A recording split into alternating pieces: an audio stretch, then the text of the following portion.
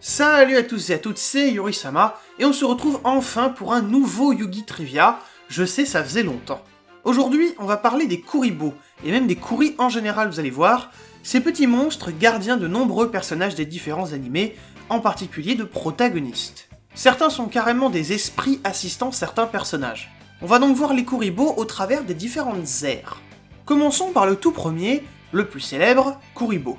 Son nom se traduit grossièrement par châtaigne, d'ailleurs Kuribo c'est aussi le nom japonais des Goombas de Mario. Étant un des monstres phares de l'univers du jeu, il a bien entendu reçu plusieurs artworks alternatifs, avec au total 3 artworks différents à son compteur. Il a également 2 monstres plus ou moins vaguement inspirés de lui, avec Misérable Fantôme du Grenier et Coton Plume, ce dernier ayant un effet presque miroir au sien.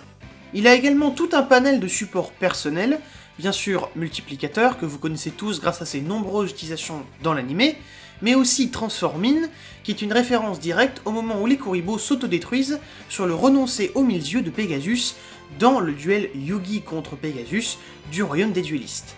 L'animé lui a également donné des frères, Kuriba, Kuribi, Kuribe et Kuribu, qui étaient surtout des swap colors de celui de base, mais ils avaient quand même chacun un effet précis. Ils étaient invoqués via la magie Crépuscule à 5 étoiles, Tinkle 5 Star en VO, et se combinaient d'abord en Kuri Babylone. Ce monstre n'a jamais été adapté en véritable carte, mais par contre leur deuxième combinaison, Kuri Bandit, l'a été. Son effet a été remanié, mais l'esprit est resté le même. C'est d'ailleurs un des Kuribo qui a vu le plus de succès en compétitif. Enfin, Kuribo dispose également de la flûte d'invocation Kuribo, qui peut l'ajouter à la main et donc préparer son effet, chose qu'on a d'ailleurs pu voir dans le film crossover Bonds Beyond Time. Mais bien sûr, elle marche aussi avec Kuribo ailé, raison pour laquelle elle peut soit ajouter à la main, soit invoquer, et parce que là, on a le premier véritable successeur spirituel du Kuribo original de Yugi, avec donc Kuribo ailé qui appartient à Judai. Il était l'opposé de l'original, étant lumière, et activant son effet après une destruction au combat, au lieu de s'activer depuis la main. Il protégeait également durant tout le tour, et pas seulement une fois. Lui aussi possède un artwork alternatif, qui n'est pas très différent de l'original ceci dit, mais on pouvait le voir de temps en temps faire un clin d'œil dans la série, donc c'est finalement un clin d'œil à ça. Il est le seul Kuribo à avoir des évolutions directes, avec le LV9 et le LV10.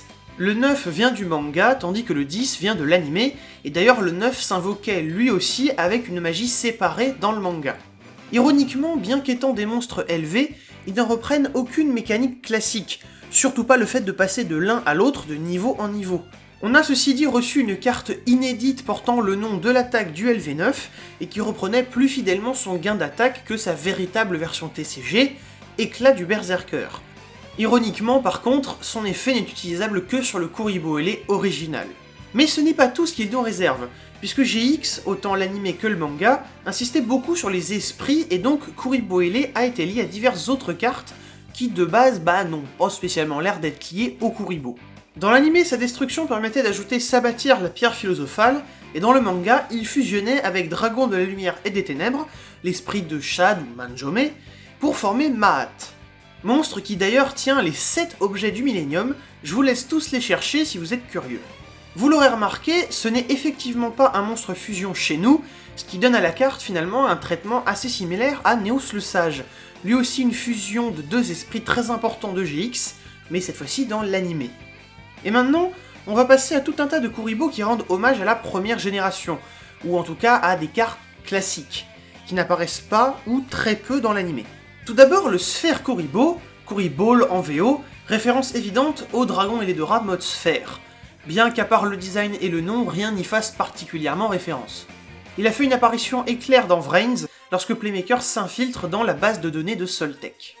Autre grosse référence, le renom Kuribo, Sakuribo en VO, on aperçoit l'œil de Wijat sur son dos, et c'est une référence, là aussi, au duel contre Pegasus, le moment où il est absorbé par le renoncé aux 1000 yeux, le renoncé dont le nom original est Sacrifice, d'où le nom original de ce Kuribo.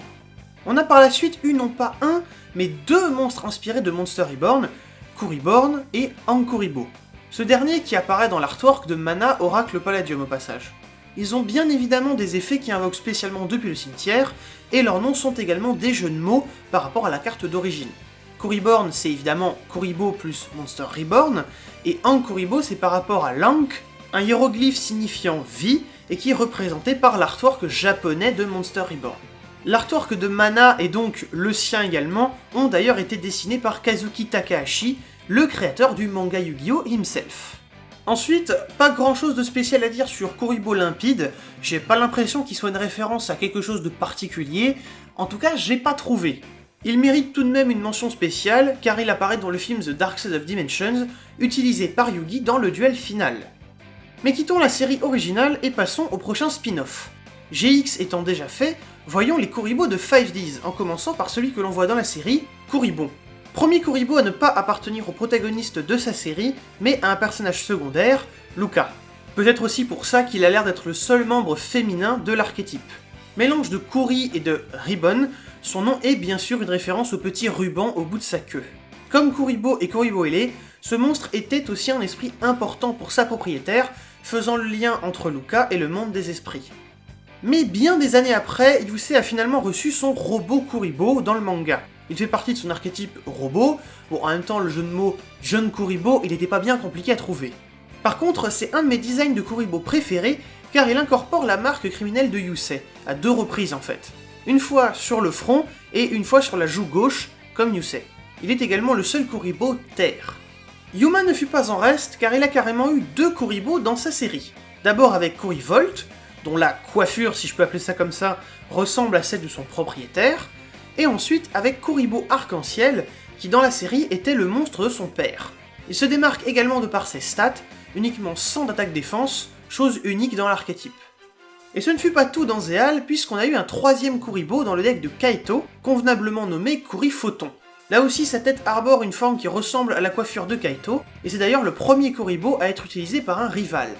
Arc 5 nous a donné complètement l'inverse, avec aucun Kuribo dans la série, mais 3 dans son manga. Ils sont tous des potes artistes, et donc possédés par Yuya. Kuriboble est un simple monstre à effet, tandis que Baro Kuribo et Classic Kuribo sont des monstres pendules. On ne sait pas grand chose sur eux à vrai dire, à part sur celui qui est sorti en vrai. Son nom japonais, Kuriborder, vient de border shirt, qui signifie chemise à bordure, et donc en fait ça explique ses vêtements. Vrains a rétabli la tradition avec Lien Kuribo, un monstre bon, très connu de par son utilité, mais également le premier monstre de l'extra deck pour l'archétype. Il était le meilleur ami d'Ai avant d'être passé à Playmaker, et spoiler pour Vrains, je vous précise, Ai en crée une nouvelle version, Linguribo, pour son deck Atignister. Dans Yoribo Atignister est d'ailleurs une sorte de version du main deck de Linguribo.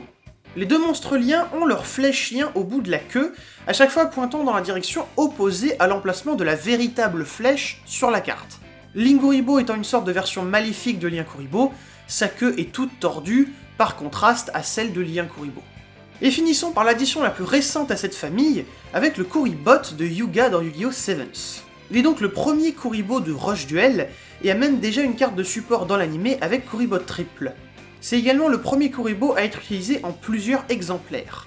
Son design quant à lui ressemble un peu à Sphere Kuribo, mais en plus mécanique, d'où son nom de bot. On verra si Sevens nous en apportera d'autres dans le futur. En attendant, j'espère que ce retour des Yu-Gi Trivia vous a plu. N'hésitez pas à commenter pour me dire quels archétypes vous voudriez voir dans les prochains épisodes. Et moi, je vous donne rendez-vous pour de prochaines vidéos. Salut les gens!